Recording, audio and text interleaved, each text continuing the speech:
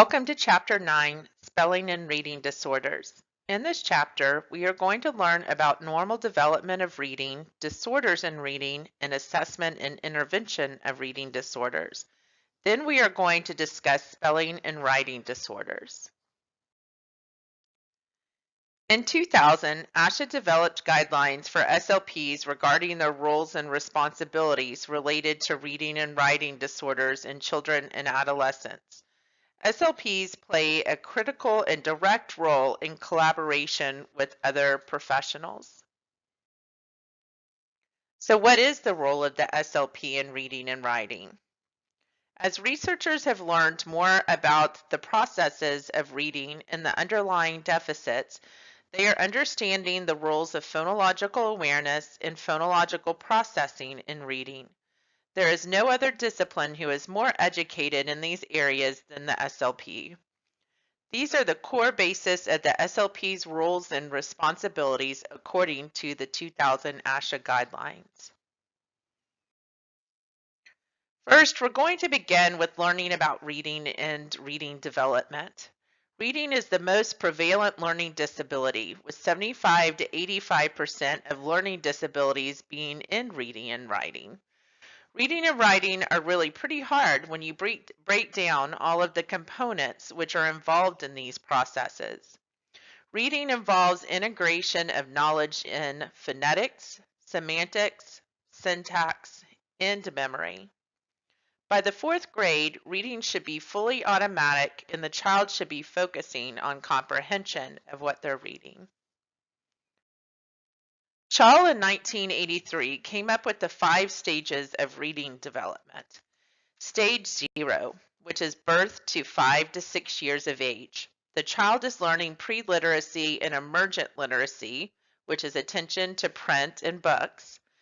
This stage is very important and often where the SLP is very important because phonological awareness and establishing a strong phonology system occurs at this stage. The child's ability to process and discriminate and manipulate sounds is crucial to future reading success. The child also learns other pre-literacy skills such as environmental print awareness, such as being able to understand signs, recognize letters, that letters make words even though they can't read them. The next stage is stage 1, which is 5 to 7 years, is when phoneme-grapheme correspondence develops in which the child learns to match the sound with letters, and then they begin to see a word and can sound out or decode the words by the phonemes, and then blend the sounds back together to make the word. Stage 2 is from age 7 to 9 years, and this is when story structure and script knowledge helps with comprehension, and when the child is really learning to read sentences and paragraphs. Stage 3 is 9 to 14 years, and is when decoding skills solidify and become fully automatic. Stages 4 and 5 are the latest stages where the adolescent becomes a mature reader and comprehend all text no matter the level of abstractness. This is where they comprehend implied meanings, abstract concepts, and metalinguistics in what they read. They can also begin to reason what they are reading. We have talked about the soft signs or yellow signs before with other disorders. What do we look for that might lead us to a diagnosis of a reading problem? First is if the child has a history of language delay or a diagnosis of SLI. Even younger, if they had less than 50 words and not combining words at 24 months, then I know that their phonological system could be delayed. Next, if there is a family history of language or reading problems. Does the child have current poor narrative skills? Again, another sign that our language system is not developed. Next, the SLP is going to look at the phonology system and any signs of phonological problems.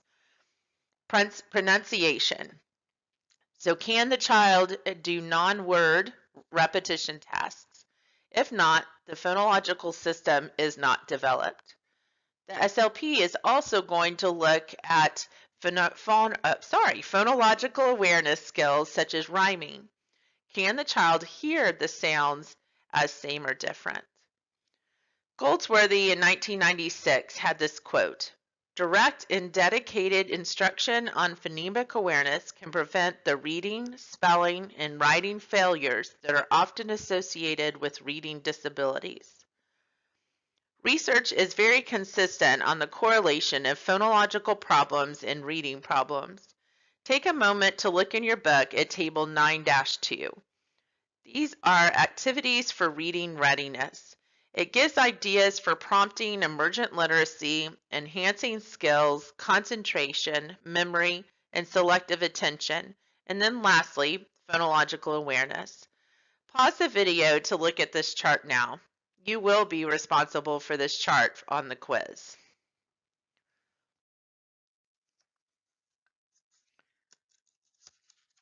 Sorry, trying to get to my notes. Okay, as the child is learning how to read and developing their language skills in stages 0 and 1 through about 7 years, there are skills that are direct predictors of their future reading ability or skills. The first is letter identification. If they cannot identify their letters in stage 0 in those kindergarten and first grade years, then they are not going to have a foundation to build upon. Another skill that we have not discussed yet is rapid automatic naming. This is the ability of the child to name as many words as they can in a given category, or given a visual task, how quickly can they name what they see? So often we will have shapes that are different colors, so they have to name red square, blue circle, yellow triangle, and we time them. So this is looking at how quickly the child processes and can verbalize. The next predictor is sentence imitation. If a child does not have a strong phonological system, they will not be able to repeat back words correctly. Phonological awareness deficits have already been discussed. Also, the mother or caregiver's education has also been shown in the evidence as a predictor of the child's reading ability. If mothers or caregivers have difficulty reading themselves, we know there is possibly a genetic component, but also think about the modeling and reading of stories with the child. It is probably less, don't you think?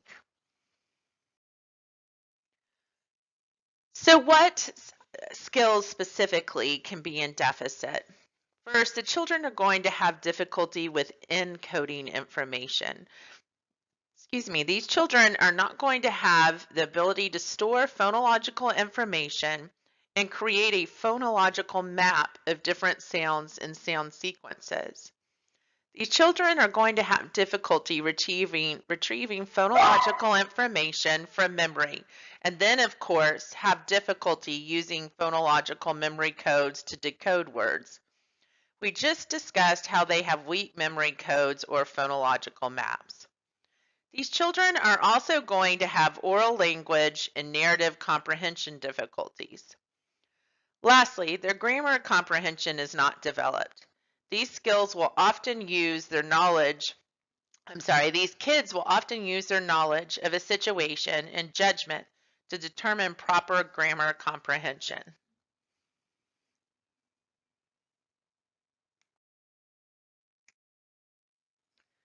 Next are the reading subtypes. These are based on a poor or good solidified skills in listening comprehension and word recognition.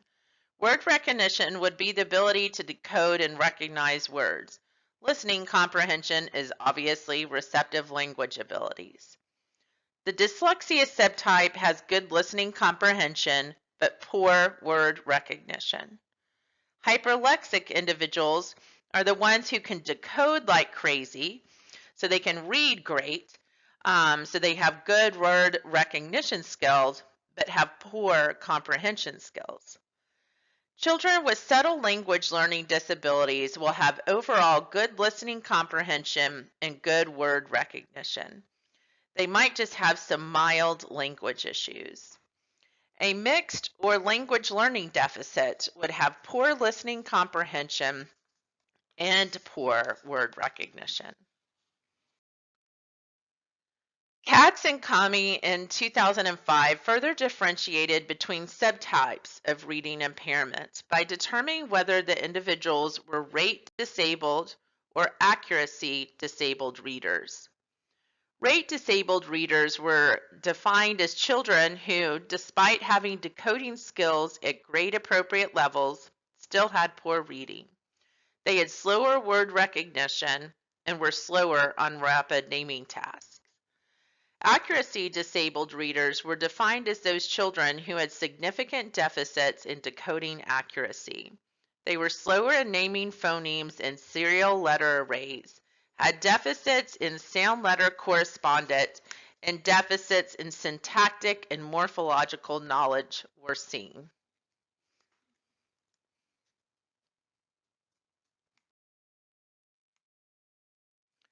Dyslexia was once thought as a visual perceptual disorder and considered congenital word blindness. Back then, the definition was based on how the person saw the word, that he did not see the words correctly. There were special glasses even to help them see the words better. Now, dyslexia is understood as a language-based disability, and that is a central nervous dysfunction. The deficit we now know is in the phonological component of language. Some children show early language development known as SELD, or kids with SLI will later be diagnosed as dyslexic. We diagnose dyslexia by using the DSM-5 or the Diagnostic Statistical Manual 5. Dyslexia falls with the other learning disorders. You see that a child can have deficits in any of these areas to be diagnosed with specific learning disorder. They can have difficulty in reading, so the child needs to show inaccurate, slow, and effortful reading. They can have difficulties in reading comprehension. They can have difficulties in spelling. So these three that I just went through, a child with dyslexia could possibly have difficulty with. Now, next are the other learning disorders that are not associated with dyslexia specifically. The individual will have difficulty in written expression with difficulties specifically in grammar, punctuation, or organization. This is called dysgraphia. The next two are more math related. First is the understanding of number concepts, facts, calculation, and then with mathematical reasoning. These are called dyscalculia.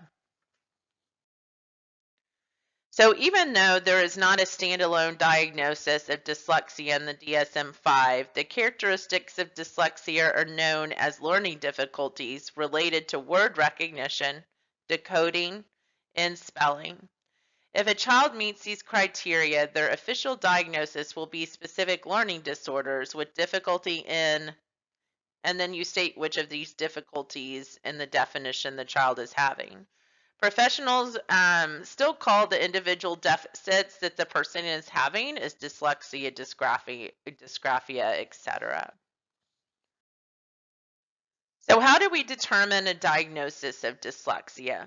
We look at the pattern of learning and the person's strengths and weaknesses.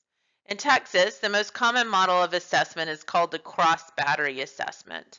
We will talk more about this later.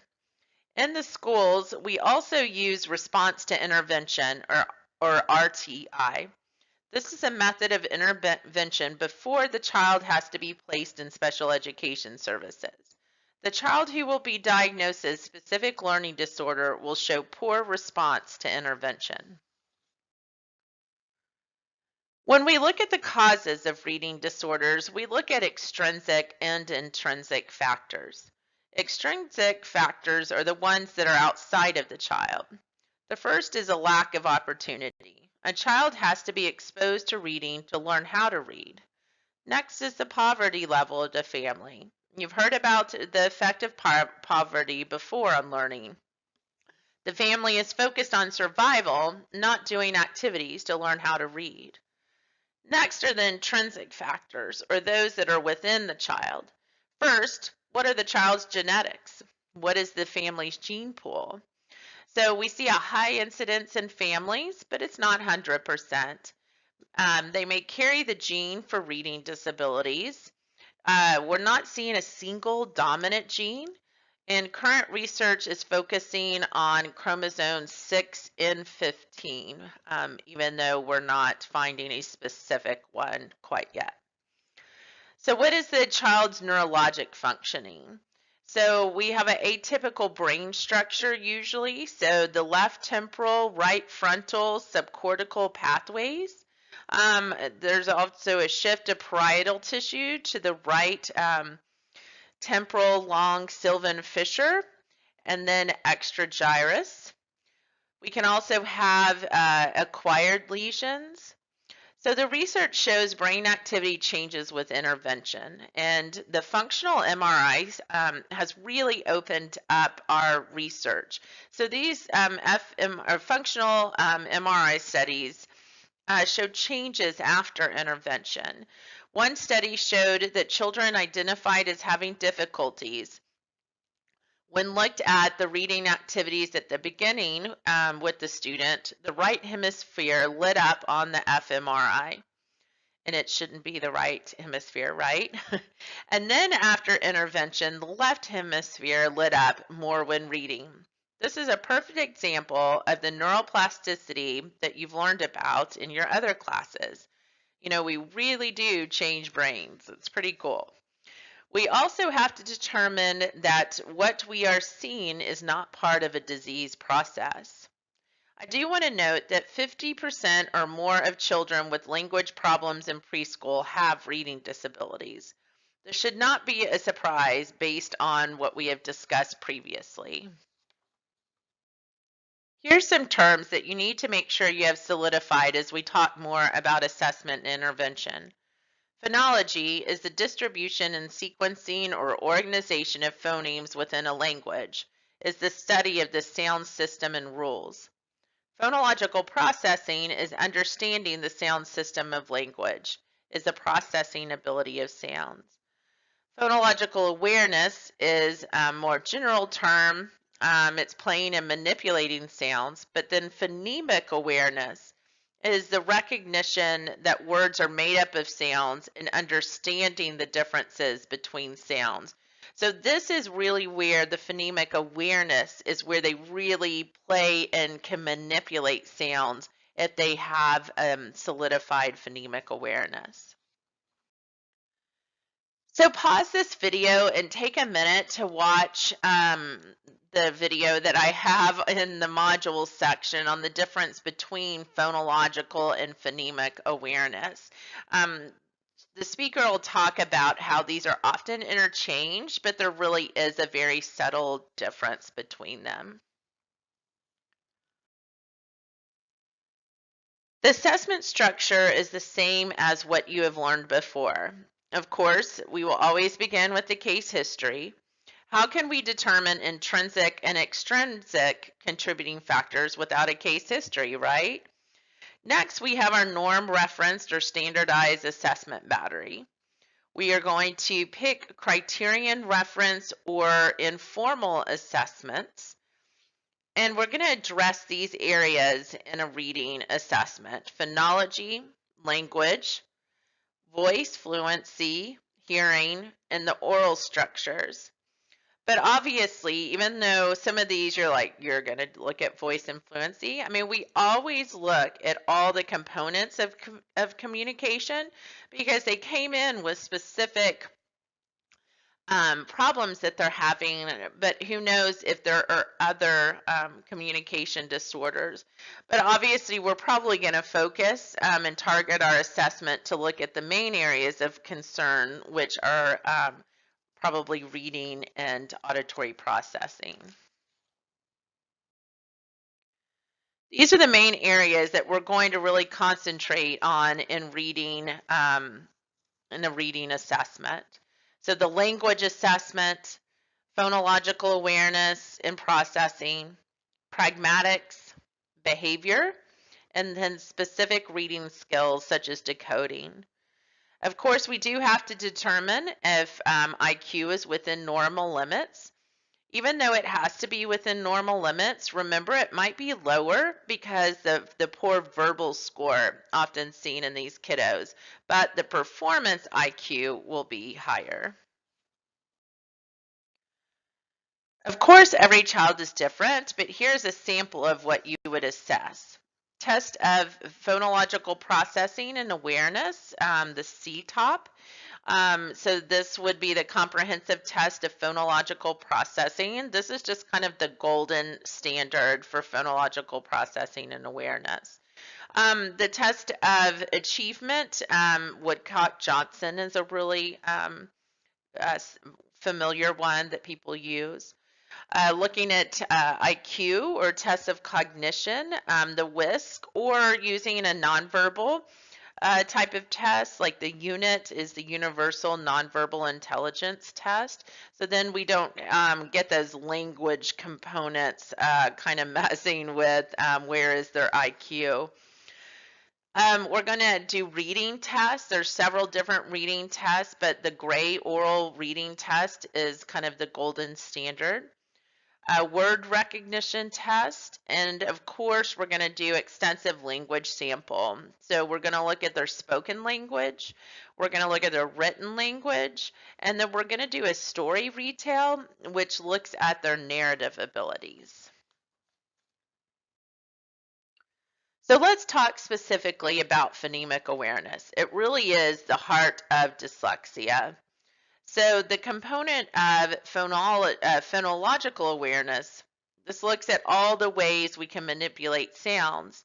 Phonemic awareness allows one to think and manipulate the sounds when smaller than a syllable. So what are some of the ways that we can play with or manipulate sounds?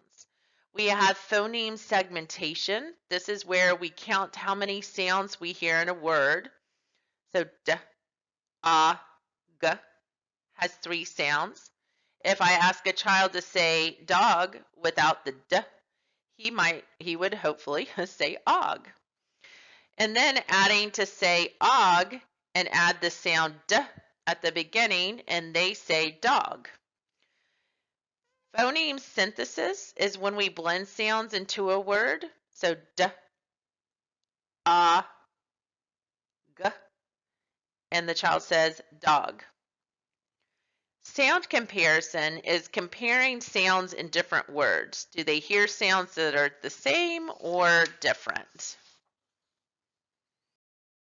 Pause the video now and watch this silly song located in the materials section of the module, and it helps just give an example of a way that we kind of manipulate the sounds and we make it fun.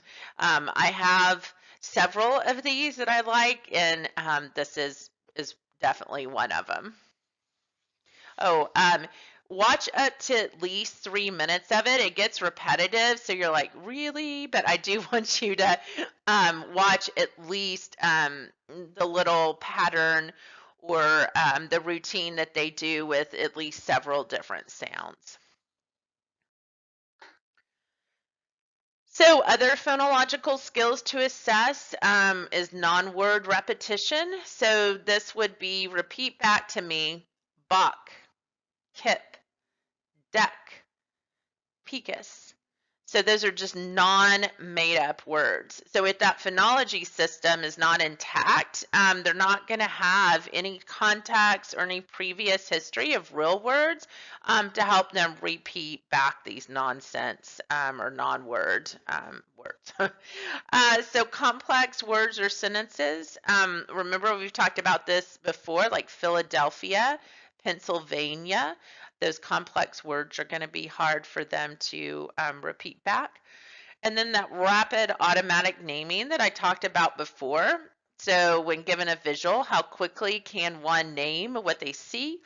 The visual on the screen would be an example here, except for you would have way more shapes on the page. And the child would have to say green circle, blue square, red circle, yellow triangle, and so on. So these skills may be a subtest of a norm referenced assessment or can be a criterion referenced assessment. Of course, we need to make sure that our assessment protocol is non-biased. We will choose tests that are normed in the child's linguistic cultural group if available, and you look at the administration manual to determine this. A lot of the measures we're going to choose will be criterion reference tests because we can control these definitely more. So these will allow for more in-depth testing at the areas of difficulty, and the examiner can set the criteria of what they're looking for, and then we can more easily compare to other children of similar background. Now it's not norm reference, these are criterion reference, but probably have developmental norms on the skills we're looking at. So to know if our guy is kind of out of the normal limits for that skill. Language sampling and analysis, of course, is a great non-biased assessment, is the obtaining and analyzing of language samples within a context familiar and comfortable to the individual. So the SLP will look at the child's conversation abilities and his narratives, like I talked about earlier. We have not talked about this yet. Ethnographic interviewing is when the clinician interviews the family, caregivers, or members of the individual's community with the goal of understanding the person's culture and communication ability within the community. So remember the child that we discussed in another chapter that did not do well on the assessment measure? And then when asked the teacher how he was doing in class, and he was having absolutely no difficulties.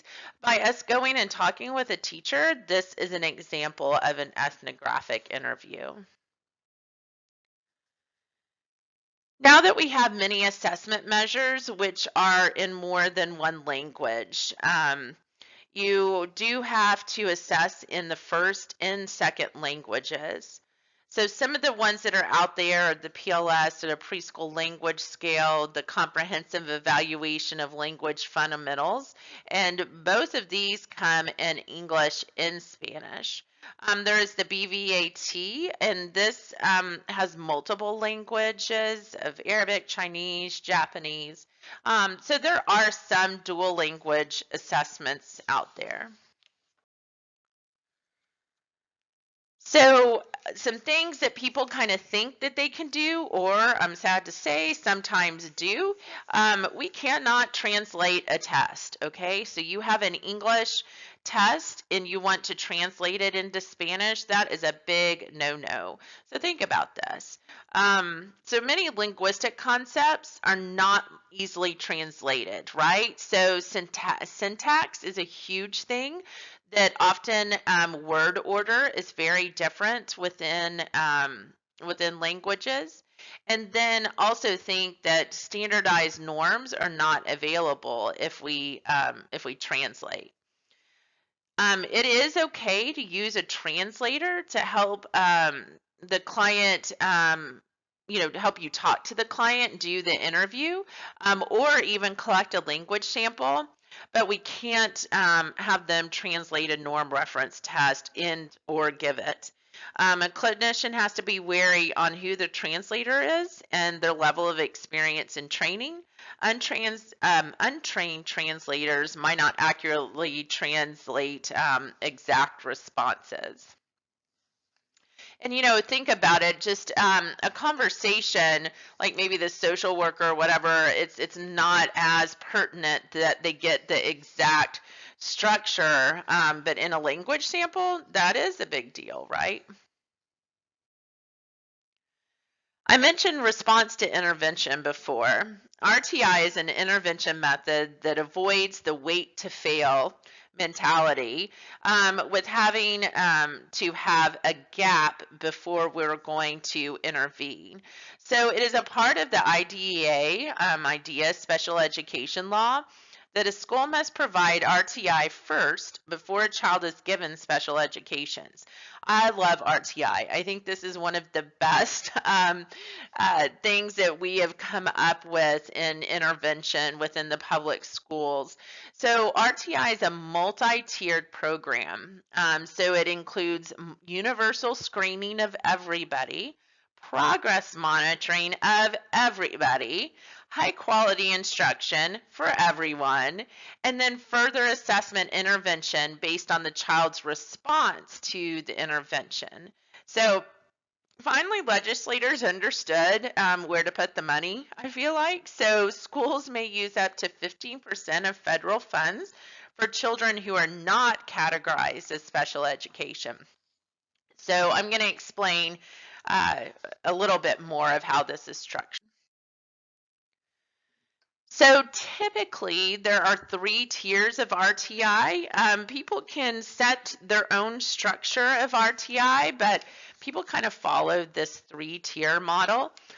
So tier 1's that bottom tier, and that's where everybody gets this instruction. So this is just your regular classroom instruction to all students. Everyone gets this. But what they're doing is they're taking samples of all these kids' work, and the RTI team is assessing this work and making sure that it's meeting standards.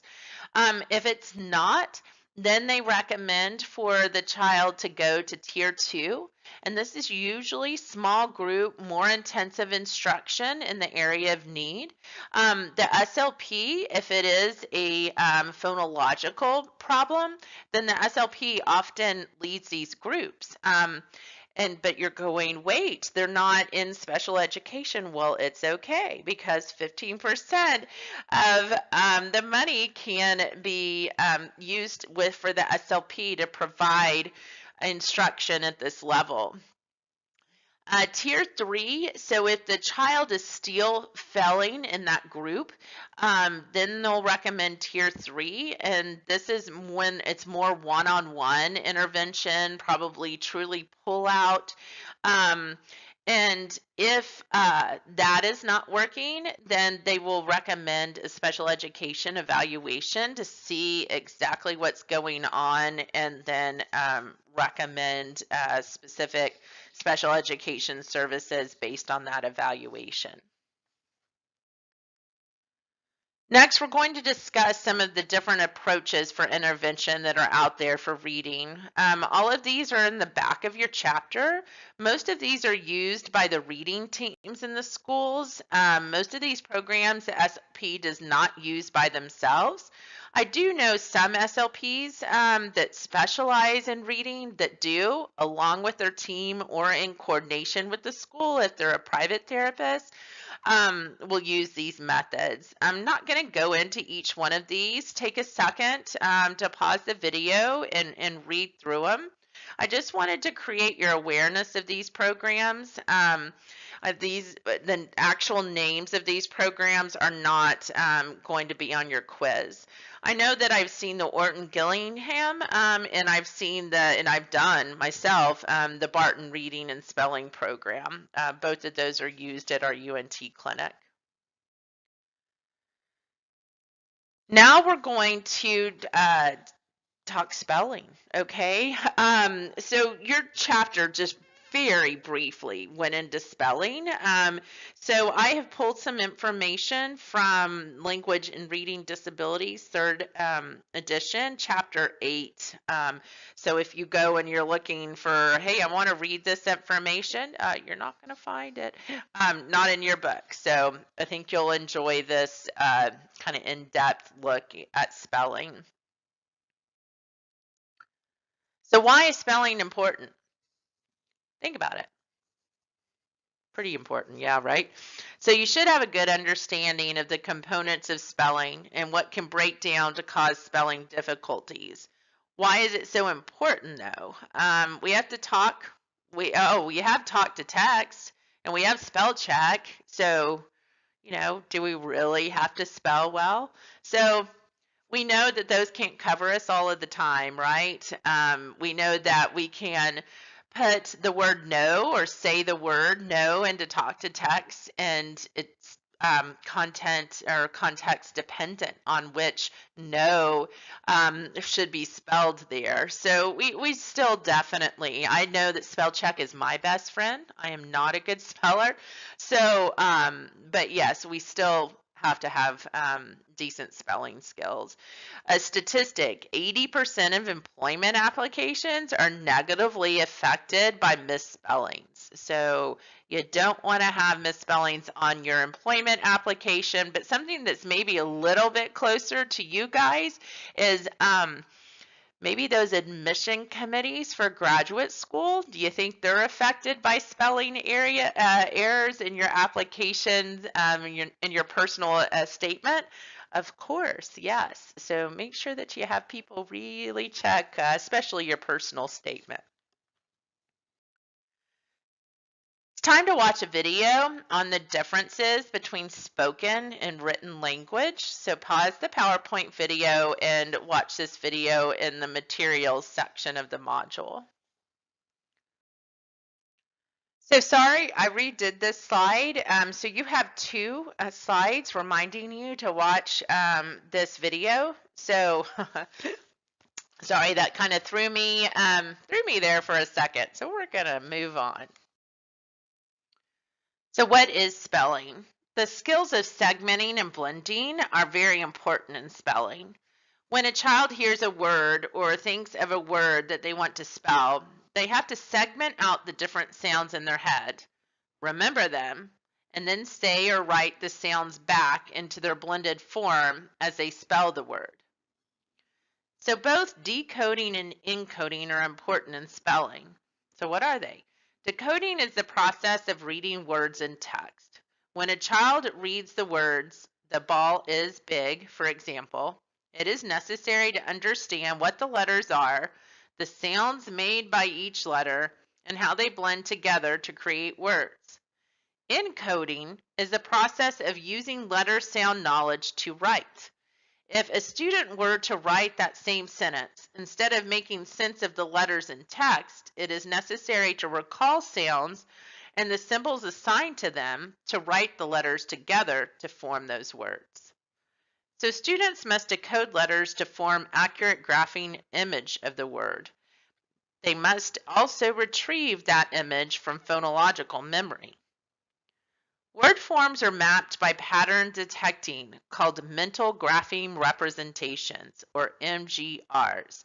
We are going to be talking about MGRs the rest of this PowerPoint a whole lot. We learned the patterns of grapheme patterns. So think about that. We learned the patterns of grapheme patterns. So in elementary school, you might see children doing activities like categorizing words by these grapheme patterns. For example, they could have the endings ITE, APE, and AGE. Then they would have to put the following words into the correct categories of each one of those. So page, cape, site, cage, tape, kite. Are you noticing the patterns? The ite, the ape, the age, right? And so it's them learning those different patterns. And of course we learn more traditional patterns, and then we learn some of the irregular or exceptions to these more normal traditional patterns. This ability to form mental grapheme representations is just crucial in spelling. So what are some early predictors of problems? I don't think any of these are going to surprise you. We often see, number one, a history of speech or language impairment, and we have difficulty with sensitivity to rhyme, letter identification, sentence imitation, rapid automatic naming, and non-word repetition. During emergent literacy activities with a preschooler, we can do activities which will help with the skills that the child needs when spelling. Some examples of activities can include pointing out the role of print. As you're reading a book, point out a word and say, "This is a word. Let's see what it says." Then sound out or decode that word. So look at that dog. Look, that says dog. Let's sound it out. G. Focusing on the print like this is definitely a meta-linguistic skill, and you've heard that before. Very important. And it's good to do activities like this so the child begins to see that print and sounds and words can be manipulated and played with. You can also select simple words and spell them. I see a cat.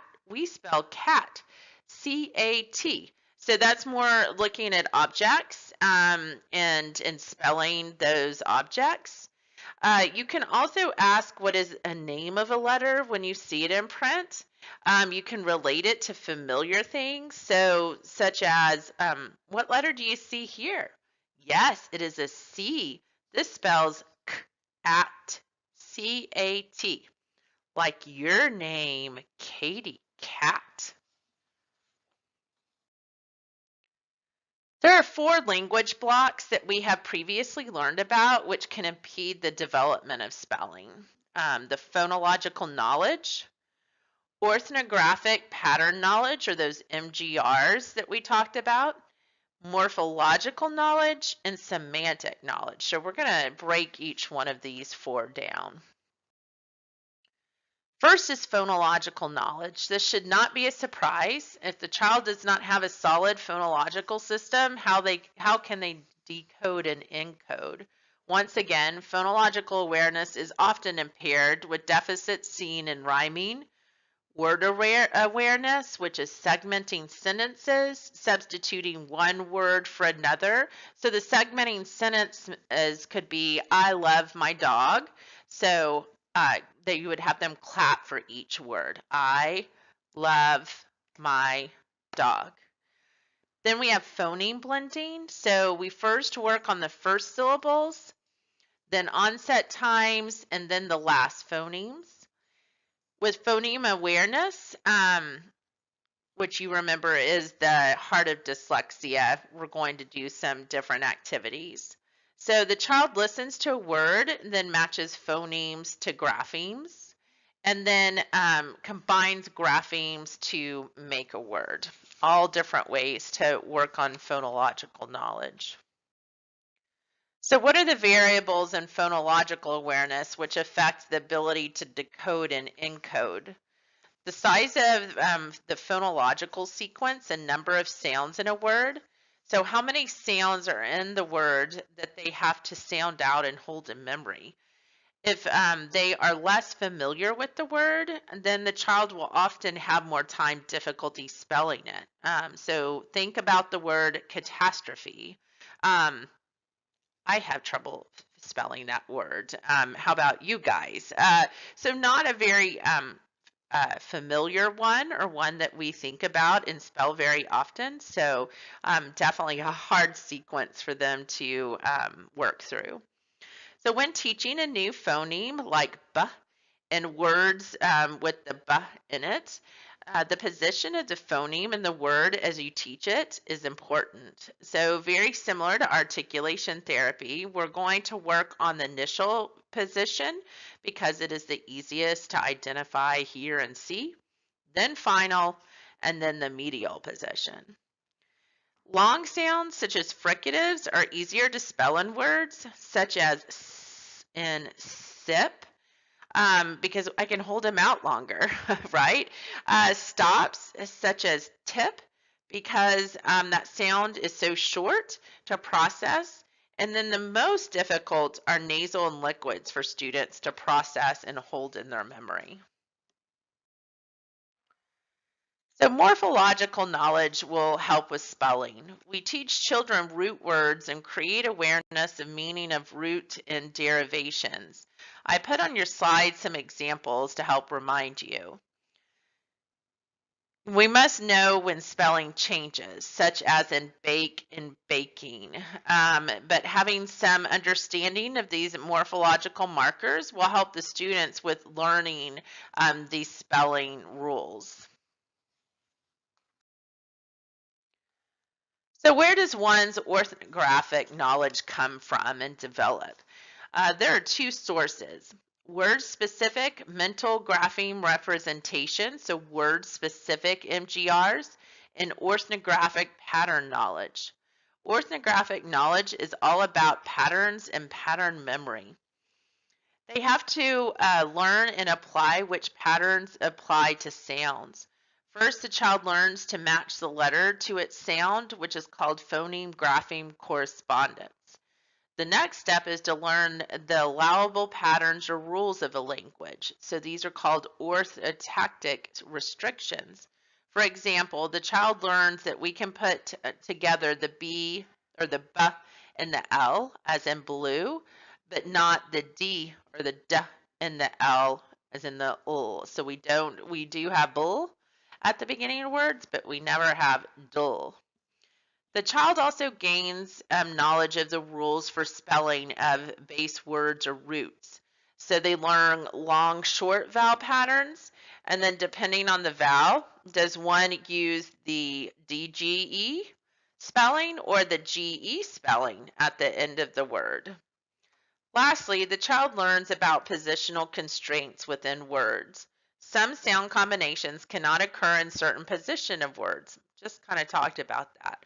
So for example, the k can be spelled CK in medial or final positions, but not initial. So think about checker and check. To be a fully functional speller, the child must learn the patterns and apply these different rules. So now let's talk a little bit more about MGRs. As a reminder, an MGR is the mental image of specific written words stored in mental orthographic lexicon. So the MGR allows one to sight read, pretty much. So a child comes across a new word when reading. So he's going to have to sound it out, right, to figure out that word. But as he learns and says that and sees that word more, he can use that current orthographic pattern knowledge to just be able to say the word. So later, the child does not have to do the steps I just described. His MGR is used to help sight read that word. So why do we need MGRs or the mental representation? First, MGRs allow for reading and writing fluency. So thus freeing mental energy and cognitive demands, right? Second, if one has an MGR for a word, then he doesn't have to think about the word to read it. That's handy. MGRs are used to help spell other words is the third reason why we need MGRs. So MGRs are used to help spell other words. A little fun fact, a person has approximately 80,000 MGRs.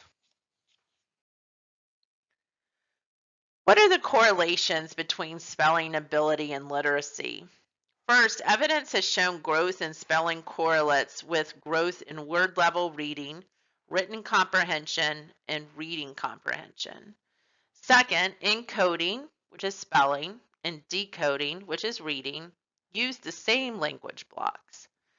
We've already talked about that good MGRs free mental energy, cognitive resources, therefore will help with reading comprehension. Lastly, good MGRs lead to writing fluency, which leads to better composition.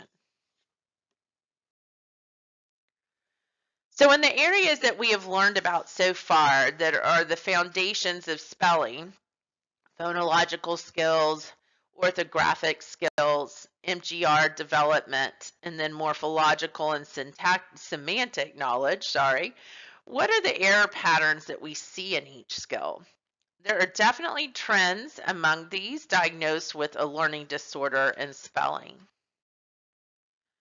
As discussed earlier, children have difficulty with spelling, will have difficulty in phonemic awareness. The error patterns seen are that the child omits or adds phonemes that can be heard when sounding out words. So they could, instead of bag, they say bags, or fat for fast So there they're taking out a sound. Or how about FULAG for flag? So they're adding that F in there, but between the F and the U in flag. We will also see that if a sound in a word is acoustically similar, a child might have a spelling error. So for example, pig and peg, hopefully you heard the difference, or picture versus picture.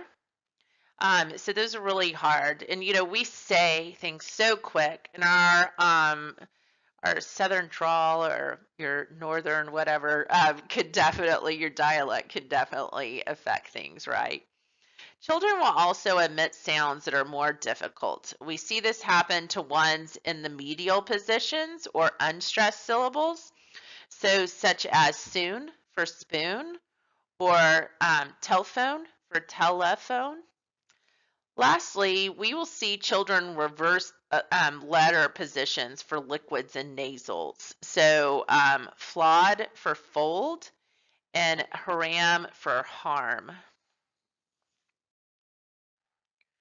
Orthographic skills require that the child understands spelling conventions. The child must have the orthographic pattern knowledge or spelling patterns and conventions. They obviously have to have MGRs and have alphabetic principle awareness. An example would be if a child does not know how to orthographically represent the k sound. There are a lot of different ways to spell this sound, right? See if you can write it down. What are all the different ways we spell k? So we spell it with a K. We spell it with a C. How about a CK, a CC, CH? Let's go totally crazy with QU and X. So think about these words. Can, so that would be a K. Can, C. Check, CH. Accuse, CC. Ache, CH. Quiet, QU. X-ray. So there's our X. So you can kind of see the different, it's hard, right? Maybe the child can read the word but cannot spell it correctly because the child has trouble applying the rules. That MGR is just not solidified. So the child with MGR difficulties will have the words spelled phonetically correct, but not correct due to orthographic or morphological rules. So they'll phonetically, but they haven't learned those other pieces that help us correctly spell the word. We also see errors on unstressed syllables, vowel errors, and they will often apply phonetic rules to words that are non-phonetic. So letter for letter, so L-E-D-E-R for L-E-T-T-E-R. And how about delicious? See how I spelled it there on the slide? Yeah, the two different ways. Morphological error patterns are seen in grades 3 through 6, although they may develop earlier. We see difficulty with phonetic spelling of morphemes. So how about talked? So they want to spell it with that T instead of that ED because phonetically that's how it sounds, right? Look how they're spelled motion there. That's how it spells. I mean, how it sounds, right? That's how you should spell it. They'll do omission of phonemes, so that talk and talked, and errors and modification of spelling when adding the phonemes, so the leafs and leaves. Error in spelling root word portion of the derived word, so we have busy, and then when we add the ness, busyness, it totally changes there, right? That's some hard stuff. Because their morphological system's not intact, we see errors like this. Meaning affects spelling, right? You're like, sure it does. No, think about it. We have words that sound the same, but they're spelled differently. So definitely meaning affects spelling. Can you think of anything Any of these words? So what are some words that sound the same but they have different meaning? How about wrap and wrap? So I'm going to wrap the present, W-R-A-P, or I am going to the rap concert, R-A-P.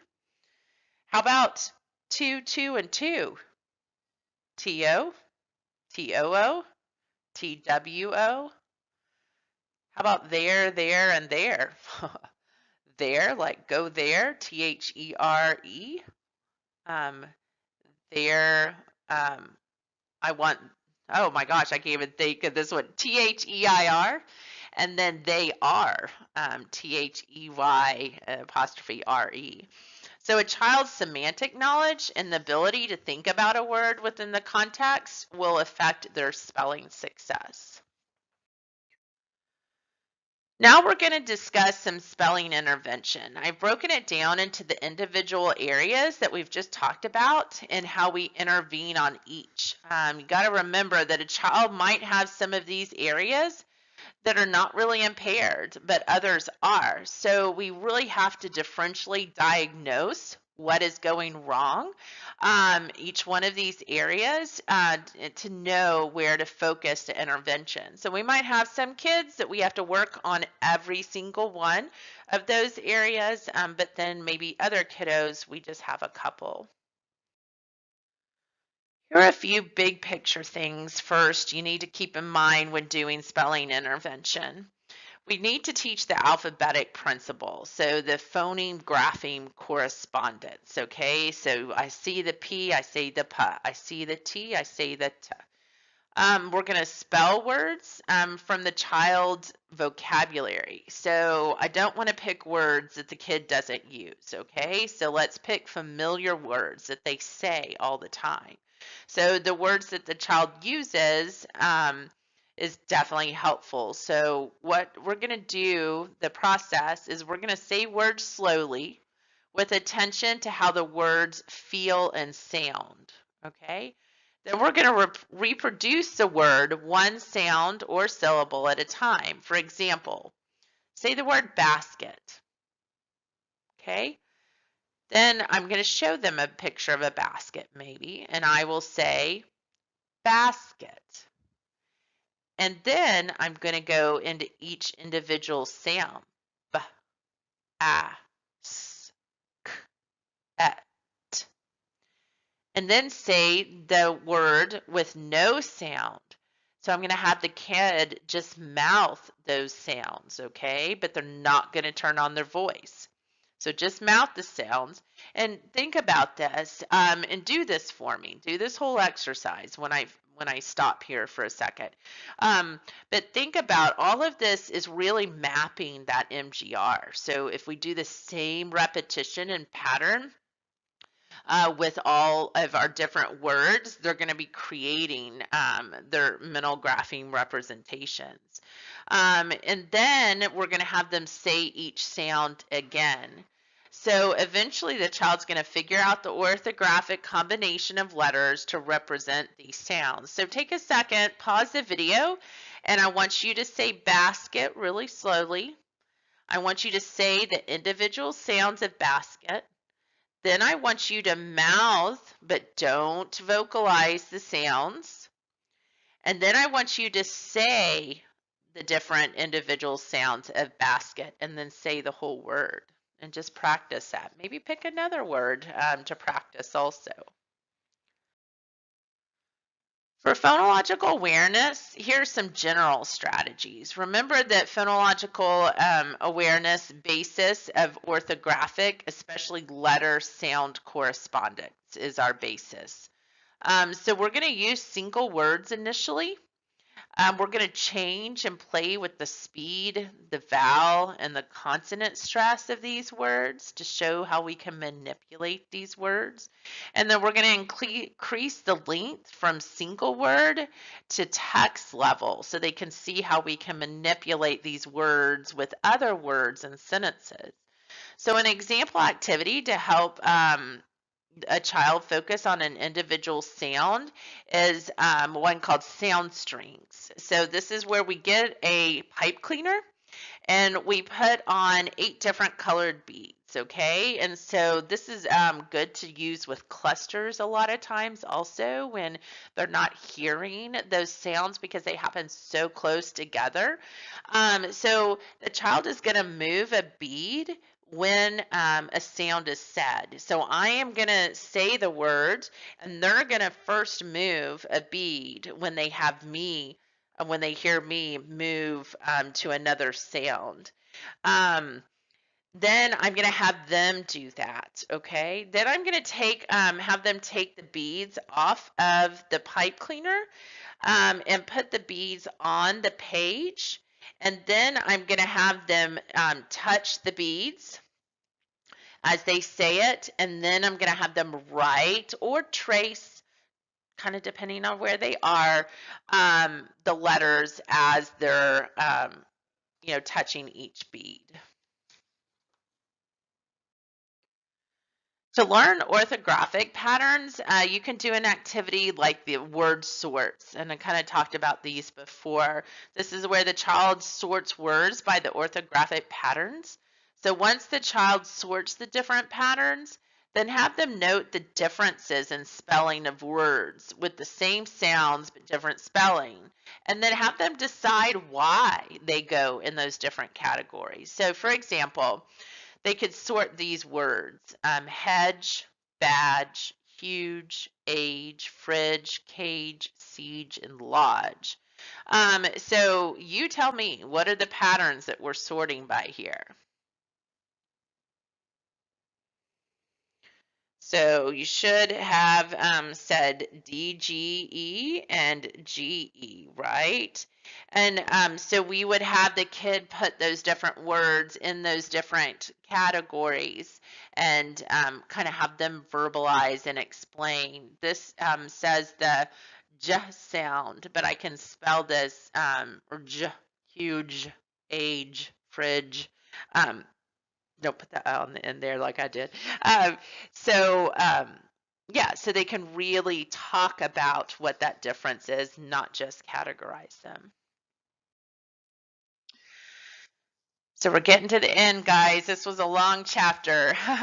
For morphology, we have to really focus on root morphemes and then the different suffixes and prefixes, and we got to manipulate them that way. So we'll discuss bound and free morphemes. I'll say walk. What does that mean? We're going to walk, right? And then look at this. I'm going to add this ed to it. And now what word did I make? Walked. Yeah, and that means we did that a long time ago. We walked before, right? And so kind of just talking and again manipulating those different morphemes within the word. So some examples of activities that we can use again is the word sorts. We can do word building cards. So you have your free morphemes or your base words, and then you have all your different prefixes and suffixes, and they can combine all these different parts to make words. There's even published things out there. I know I had some for my son that were different puzzles. That the puzzle pieces wouldn't fit together if it wasn't a bound morpheme that could go with that free morpheme. So like you could have the word happy, okay, and then build happiness, unhappy, happily, right? Um, then we could do word generating activities. So we give the affix and the child makes the word. And then morpheme finding activities. So look at the text and find these roots and affixes or these bound and free morphemes. So we have made it to the last slide, guys. So lastly, we work on the mental grapheme representation where we work on specific word spellings. So try this for me. I want you to take a second to look at the room you're in, okay? And I want you to go from left to right and describe the room, okay, from left to right. Then I want you to do and describe the room from right to left, okay?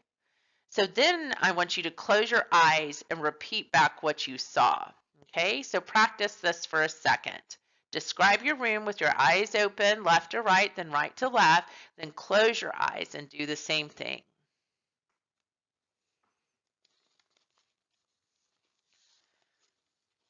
So this is called picture this strategy that we use to help them form the MGR. This was just kind of an analogy here, right?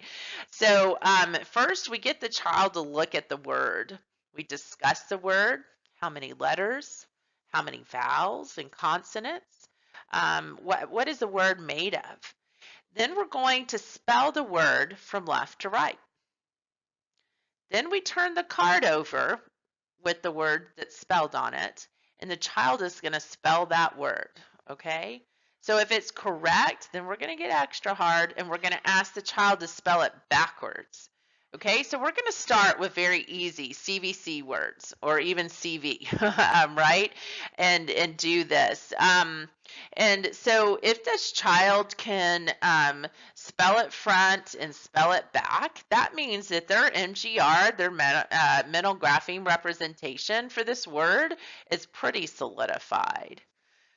Okay, guys, so this ends our long chapter on reading and spelling. I hope you enjoyed it. I love talking about them.